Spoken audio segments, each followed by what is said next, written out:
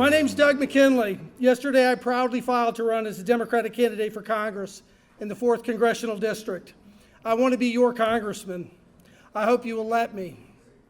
A lot of people here already know me, but for those of you who don't, let me tell you a little bit about myself. My wife and I moved to the Tri-Cities 25 years ago, and we've lived here ever since. We've raised 4 sons here. I have 2 in college. I have 2 still going to Richmond High. Go Bombers. Shortly after I moved here, I started work at Battelle, where I rose to be their senior intellectual property counsel. For 25 years, off and on, I've also worked at Washington State University at the Tri-Cities branch campus, where I've taught corporate finance and business law. When I left Battelle, I went to work for a small startup, spun out of Battelle and the Massachusetts Institute of Technology, where I was their general counsel. I left there after a few years and I went into private practice. In private practice, I've represented people all across the country, big companies, and I've represented little people right here in Benton County. I've done complex civil litigation in the federal courts, and I've done misdemeanor crimes in the Benton County District Court. If you need a lawyer to file a patent for you, to do complex litigation in federal court, or to represent you on a DUI, or maybe your buddy on a DUI in Benton County, I'm your guy. For my entire life and the entire time I've lived in the Tri-Cities, I've also worked on political campaigns. I've been active in the Democratic Party, pushing for progressive policies since I was a little kid. What I learned when I was a little kid was it doesn't take much to get involved in a campaign, as all you really have to do is show up and start working.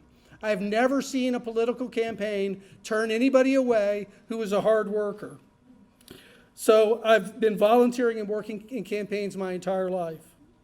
I started working my first race in Tri-Cities shortly after I moved here, and it's kind of a funny story, so let me tell you. I was driving to work one day, and there was a guy out there by the side of the road waving a sign saying he was running for office as a Democrat. So naturally, I pulled over to talk to him, and I introduced myself. And I wanted that guy to know that he had my support. It's important that you tell candidates who run for office that they have your support. They need to hear it. It's lonely out there standing by the side of the road waving at cars as they drive by. Anyway, I'm glad I stopped. I'm glad I made friends with that guy because he's still running for office as a Democrat. Except now he's not standing out by the side of the road because he's running for governor. He's Jay Inslee.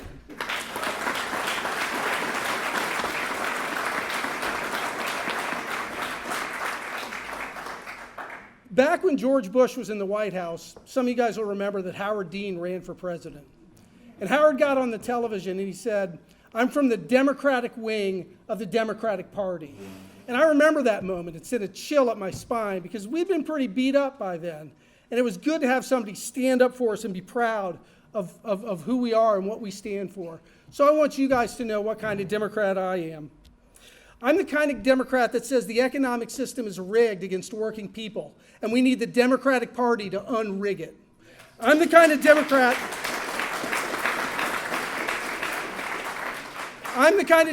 that says the political system is rigged to favor the rich and their lobbyists, and we need to overturn Citizens United and unrig it.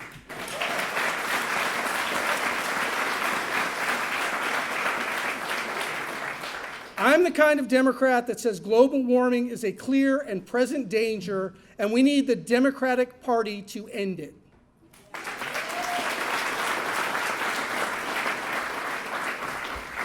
I'm also the kind of Democrat that says immigration is not a threat, and immigrants are not a threat. They are a benefit to our society.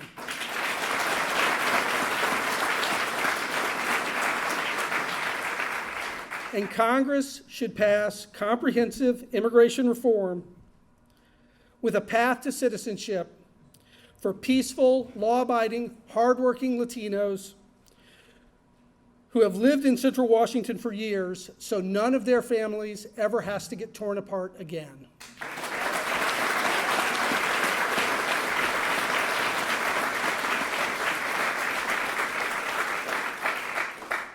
I am from the wing of the Democratic Party that votes yes on child care, no on unnecessary wars, and hell no to Donald Trump.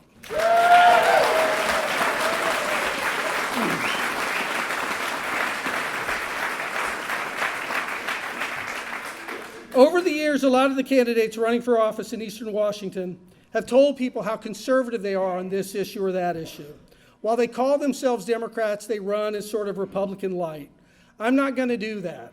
This isn't about branding. I'm not trying to position myself or align myself with some opinion poll. You know, I will give Republicans this. They do have a great slogan: lower taxes, smaller government, less regulation. But if you think low taxes, small government, and low regulations are going to build a strong, vibrant middle class, you aren't paying attention to economic history. If we look at the period beginning at about the end of the Second World War to about now, we can divide it in half at about 1980. From the end of the Second World War until 1980, the Democratic consensus prevailed. We controlled the Senate, we controlled the House, and even when there was a Republican in the White House, by today's standard, you know, Dwight Eisenhower was a liberal. For crying out loud, Nixon passed the Clean Air Act. And what did we have? We had, relative today, very high taxes. Relative today, lots and lots of regulation. Relative today, a very large central government. You know what else we had? We had rising living standards. We had paychecks that were keeping up with economic growth. We had pensions, and we had a strong, vibrant middle class. Well, I don't have to tell you what happened. In 1980, all those things changed. Government started shrinking. We started getting rid of economic regulation, and we started lowering the tax rates. And what else happened? Wages stagnated, benefits and pensions disappeared, and the middle class started hollowing out. I'm here to tell the Republicans that their slogans might win them elections, but they are no way to run the country. I'm not going to run as Republican light. I'm going to run as Democrat proud.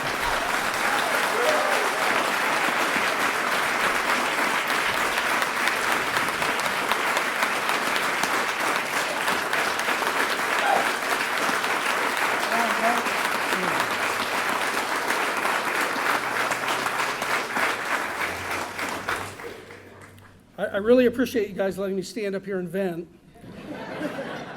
But I really don't want to talk all day, and I'm pretty sure you won't put up with much more of it. So let me just briefly cover 3 issues that I'm passionate about: job creation, the minimum wage, and student loans. For 20 years, every politician, Democrat and Republican, says we need good family jobs, and they're all right. If we create millions of high-paying jobs, we will solve so many of our nation's problems. We'll have money to keep Social Security and Medicare stable and solvent. We will have money to rebuild our crumbling infrastructure. And millions of high-paying jobs means that our standard of living will inevitably rise. But there's a big difference between Democratic and Republican plans to make that happen. The American people need to figure out which of those plans are practical solutions that will work and whose plans are pipe dreams that will fail. So let's start with taxes. Surprise, surprise, Donald Trump wants to cut taxes on the rich. Republicans have telling us for years that if we cut taxes on the rich, it will create jobs because rich people are job creators. But that is a lie. Rich people don't create jobs. Customers with disposable incomes create jobs.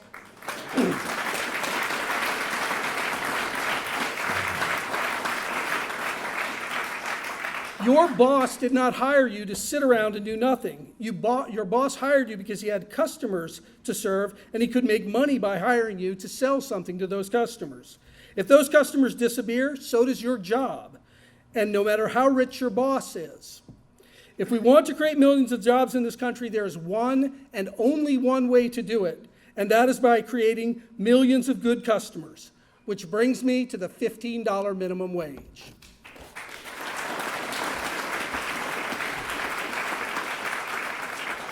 Raising the minimum wage is a progressive Democratic idea.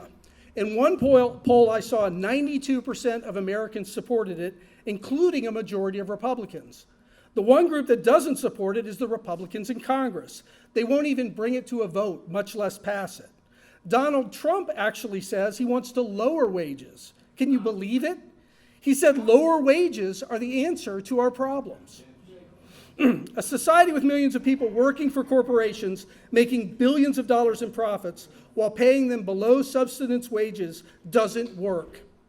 If millions of people working full-time are only making enough money to get by, guess what happens? They can't buy houses. They can't buy appliances. They can't buy new cars. They can't buy much of anything because they don't have any money. And the whole economy grounds to a halt. The same thing is true of student loans. When did we decide that we were going to saddle this generation of young people with $1 trillion of debt? I don't remember that vote, because I would have voted no. Do you know what happens when you saddle a whole generation with $1 trillion of debt? The same thing that happens when you pay millions of people below subsistence minimum wage. The whole economy stops working. Setting the minimum wage below sustenance levels and piling $1 trillion of debt on our kids isn't just killing them, it's killing all of us. Have you ever heard of a business plan whose plan was to sell to minimum wage workers or kids up to their neck in student loans? That business plan doesn't exist, and that is why our economy isn't working. The solution to these problems is obvious. We need to raise the minimum wage to $15. If you work a full-time job, you shouldn't need to be on public assistance.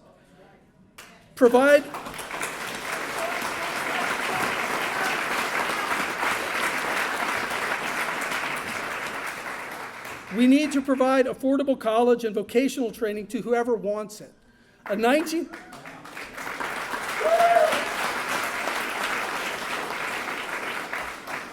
19-year-old kid should be able to learn how to fix a diesel engine, design a fuel cell, or work at a hospital without putting himself into a lifetime of debt.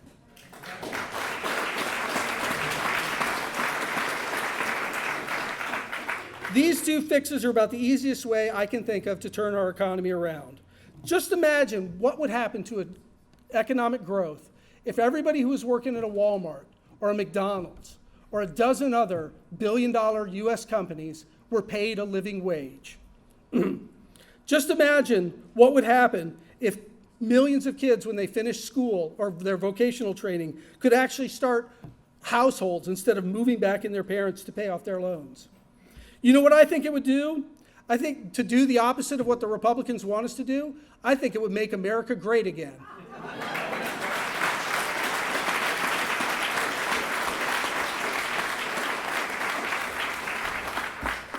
There's one last thing I want to talk about. Last winter, I taught a business law class at WSU Tri-Cities, and I had a student named Jessica in the class. And Jessica was everything a teacher ever dreams about in a kid. You know, she was smart, she worked hard, she showed up, she was really friendly, everybody liked her, pretty girl. Anyway, one day she asked me if she could talk to me after class. I said, sure. And so everybody filed out, and Jessica asked me if I knew anything about immigration law. And I told her, sure, you know, what's your question? And at that point, she started to cry. And she told me that her father, who had lived in this country for her entire life, was going to get deported. And that hit me in a way that I never really, thought about the immigration debate we have in this country before. I've got kids who are her age, and I tried to imagine what would happen to them if, I were deported and they lost, that support system. Anyway, Donald Trump wants to deport 11 million people from this country. Hardworking people who've lived here for decades, who are raising kids, who, deserve better, frankly. And whether I get elected to Congress or not, I can promise you this. I am going to fight that man with everything I have got.